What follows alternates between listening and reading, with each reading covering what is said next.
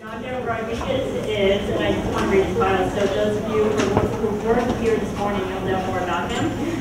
Nando Rodriguez is a dynamic blogger, speaker, and online personality focusing on dating, sex, and relationships with the use of humor, I think you guys have seen that, logic, and a lot of Mexican wisdom, which we can all use. You can find his dating advice and tips on his blogs where you're sure to learn a thing or two about yourself and the way you date. Nando is often referred to as entertaining, charming, creative, but overall approachable.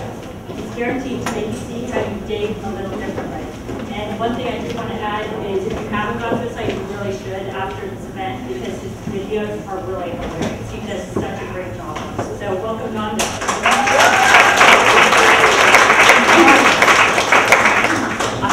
I was a little bit jealous of the other experts because I'm like, I want them to love me too.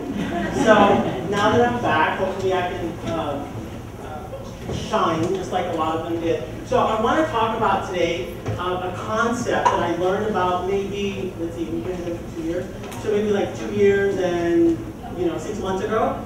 And it's how to create the first perfect date. How to create the perfect first date, all right? Because it is possible. And I want to give you a little bit of backstory on how this all happened, which is, I think we've all been through it, where you go on a first date, and I'll just tell you a little bit of mine. I went out with somebody, and we set it all up, and it was like, oh, let's meet at a French restaurant, and so we did, and I was there, and it was just like, oh my God, I think I'm in love, because who doesn't fall in love over dead snails? And so, at the end of the date, you have that highly anticipated, there's all that sexual tension, and you can start envisioning, like, oh my God, the second date, we're going to go here, and then this is going to happen. And there was even that anticipation of that, first kiss. You know how you get that? It's like, oh my God, what are we going to do here? And then afterwards, I kind of just floated all the way to Brooklyn, right? And then, never heard from him again. And you're just like, what happened? And I think we start internalizing that. What did I do wrong? We start playing that, that Carrie Bradshaw character. Was it this? Was it that? Was it, And so I'm here to say that with this formula, you won't have to go through that. Okay? So now, at the same time that I went on a 6-month dating hiatus, I think some of you were here when I said no more dating. And within that, bloggers have created the idea of the non-date date, right, while I was away. And so when I stepped back into the dating realm, it was so happened that a literary agent was also following me, kind of Twitter stalking me through Twitter and Facebook. So we had a phone conversation, and she said, I'd really be interested in getting you a book deal, turning your blog into a book. What do you think about that? And I'm like, yeah. So, but I wasn't sure. Like, I'm a research-oriented person. So I'm just like, when I meet up with this person, what do I say? What do I ask? How do I know I'm getting the best deal? So who do I turn to? The love goddess, Aviola. You remember the frantic phone call? And so I said, Aviola, what do I do? Because she's a published author. What is it that I look for? What do I ask? And so I went to a lot of my friends. Luckily for me, another one of my friends is a life coach / love coach. And she said, okay, Nando, I'm going to show you, I'm going to kind of give you some tips on what you do when you meet up with your possible future literary agent. And there was a couple of things that she told me to do, and I did them, and I walked out of there like so happy, so like, yay, I did this. Now, we hadn't signed a contract or anything, but just I went through the motions, and I left there not having a contract signed, not knowing whether I was going to get a phone call or not from her, but I was comfortable in what I had done. So that very same night was my first date with German over here, and I said, why don't I apply those concepts to this first date? And I did, and so I'm going to walk you through them, yeah? So the first thing that this life coach told me was that you have to create an intent. You create an intent for the date, all right? So that's step number 1, or that's your overall mission, is to create the intent. The first step in that is to set the tone, right? So what is it that you're seeking? Is it sex? Is it a long-term relationship? Is it a free meal?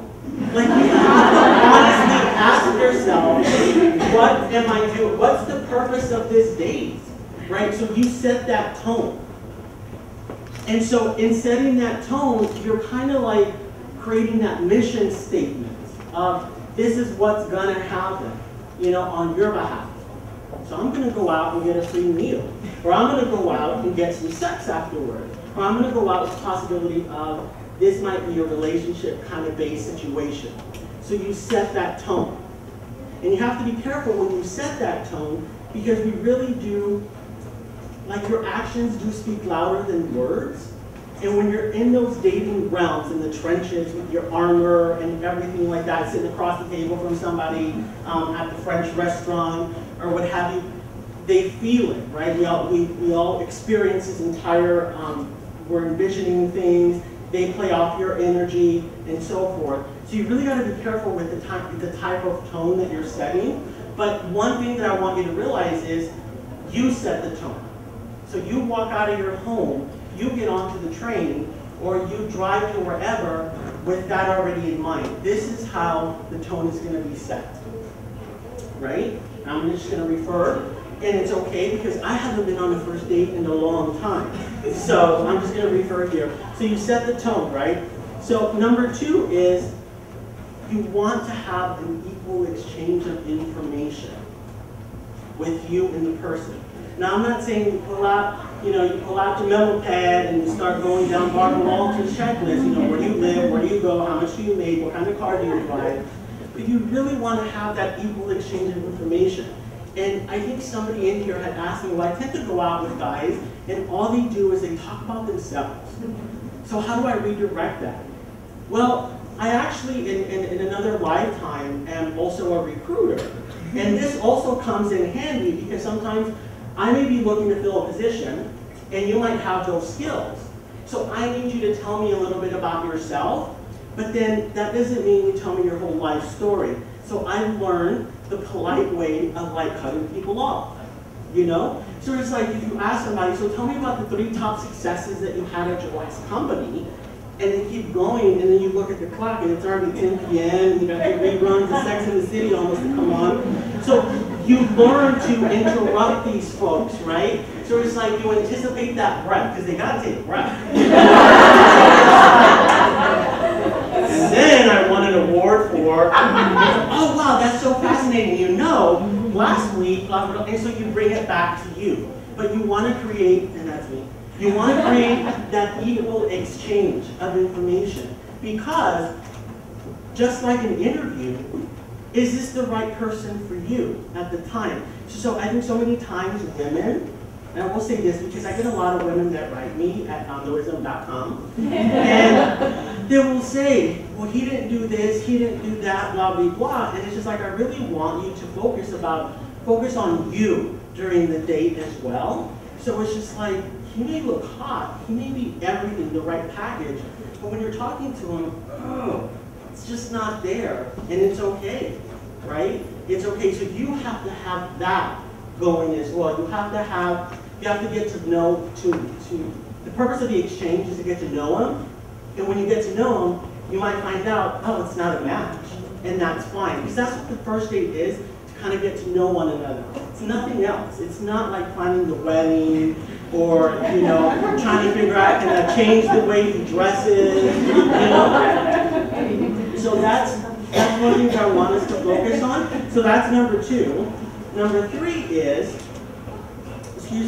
oh, and I have this great thing on like when you do that exchange, sometimes you have the whole, where you work, there's certain things that you try to avoid. People say, it's like talk about the ex and all that. I have a great one that I always used to use. So tell me something that happened to you that's kind of fun or interesting in the 4th grade, right? I always used to use that one until it backfired on me, and it turned into this horrible traumatic therapy. So I was like, oh my God. But you never know. So you always want to have those kind of questions in your pocket, right? In your love toolbox. Tell me a little bit something that happened to you. Tell me about a scar that you got. Again, be careful because unless you're a certified therapist, you will be opening a little, a few wounds. But keep that in mind on the reverse side as well. All right, it's not, first date is not free therapy. So that works on the reverse side. Okay?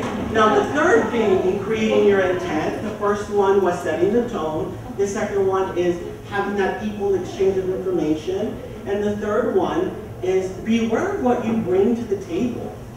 Again, he wasn't funny enough. He wasn't smart enough. He just wasn't enough.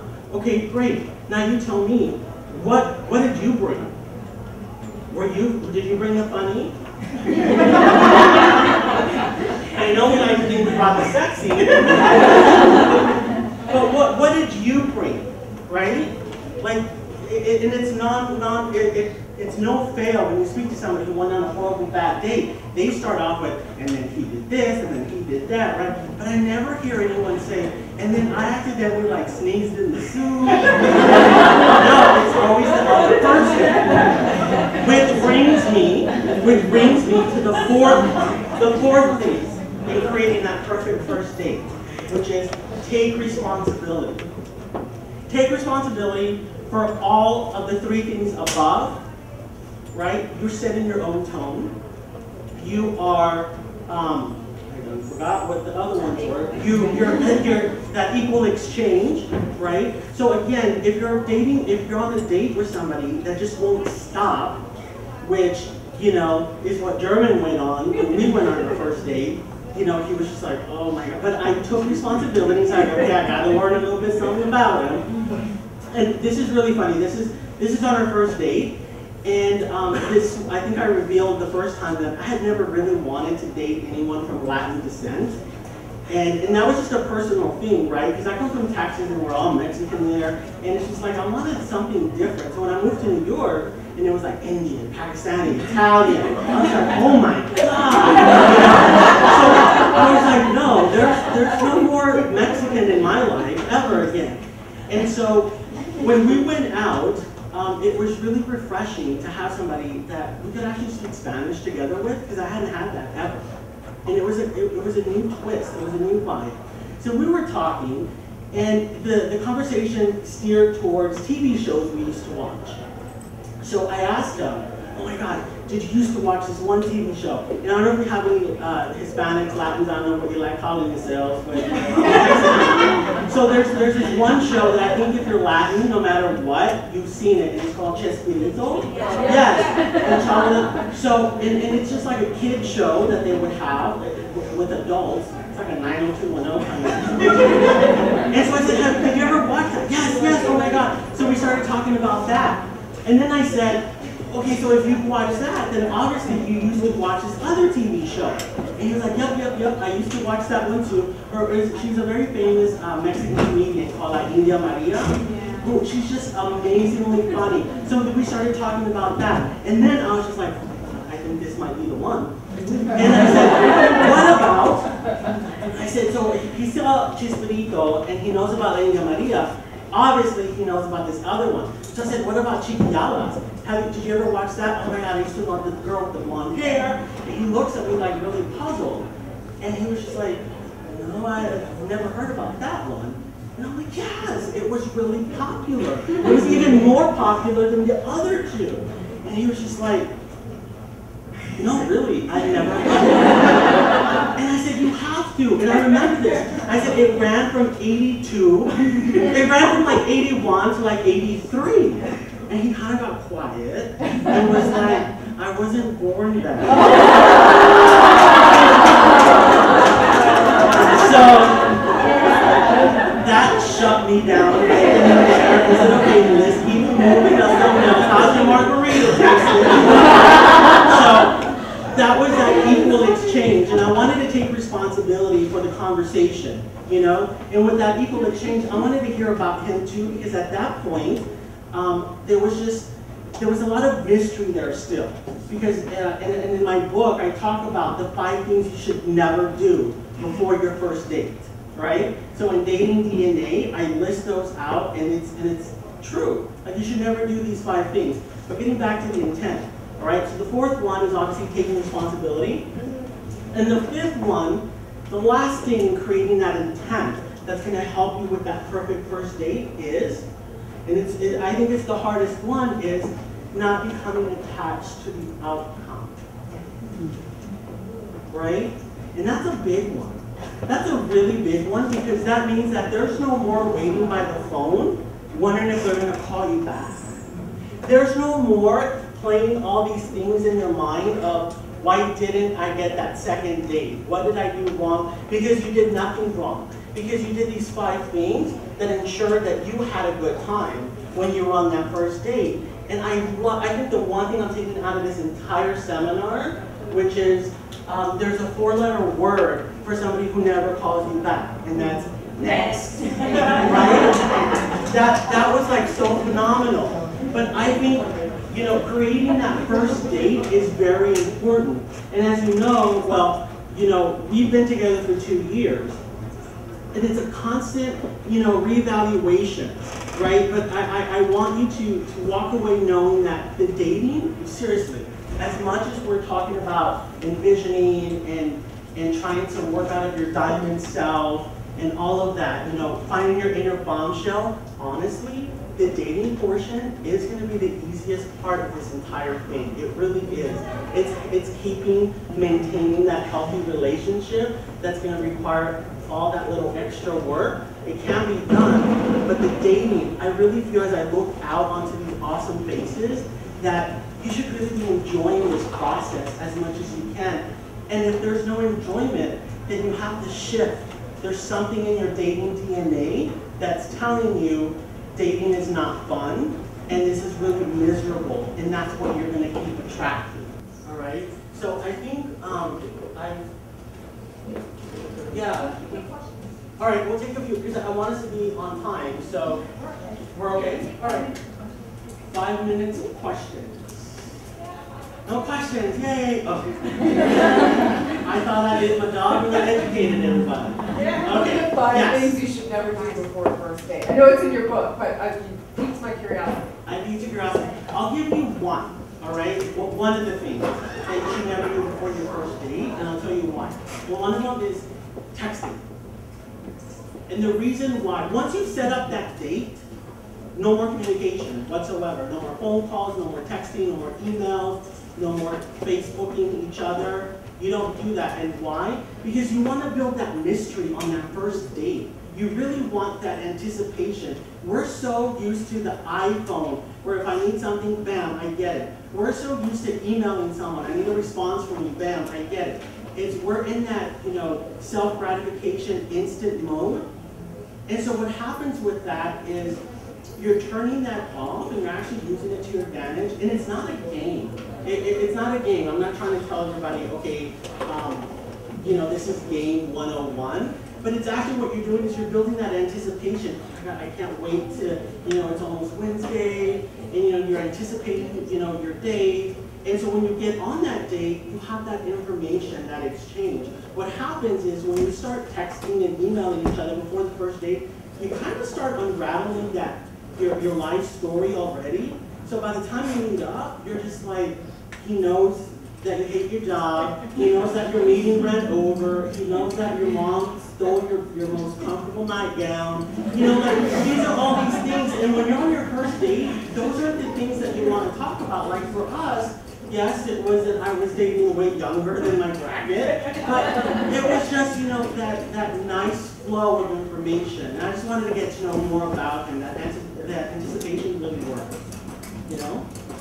You have a question? What if you met through a mutual friend, exchange numbers, and then he does it and he calls you after a month and asks you out? Do you go? Do you want to go? I think she wants to go. I mean, it's oh, a friend this is a question. friend. I'm married, so. This is a friend. Okay. What do you think? You've gone through Single and Stilettos 101. What do you think? Should she go? Yeah, if she wants to. If you want to, yeah. Yeah, definitely. Tell your friend.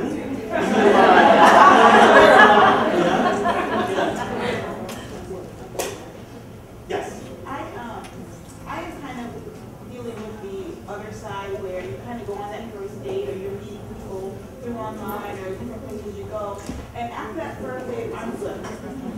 know? I'm like, you know what, you're nice, I'm nice, but it's probably not a love connection. Not that I'm looking for a big one immediately, but I can tell that, that there's not enough commonality to even move further. And there wasn't any chemistry. No chemistry. Yeah.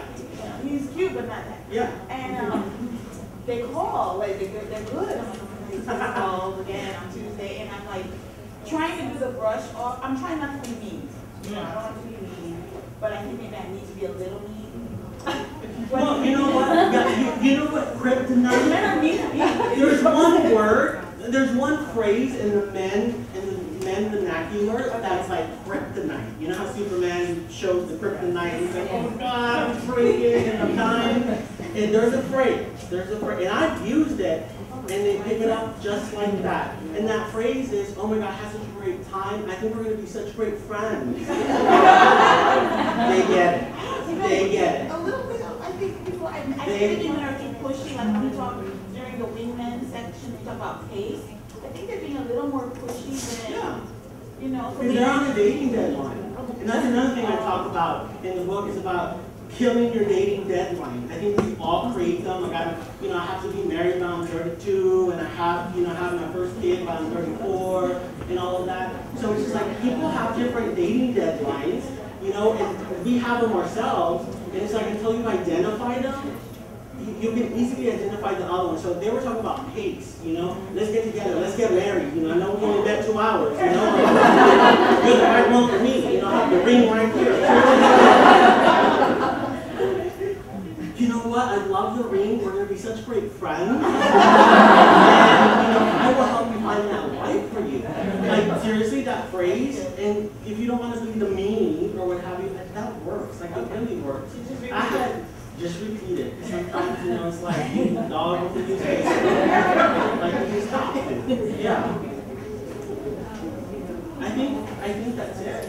All right, so thank you so much. In the back, I have copies, so if anyone is interested, I hope you mob the table in the back. Oh my God. Your dating DNA. And so thank you so much. What a great crowd. And I really appreciate it. Nandoism.com.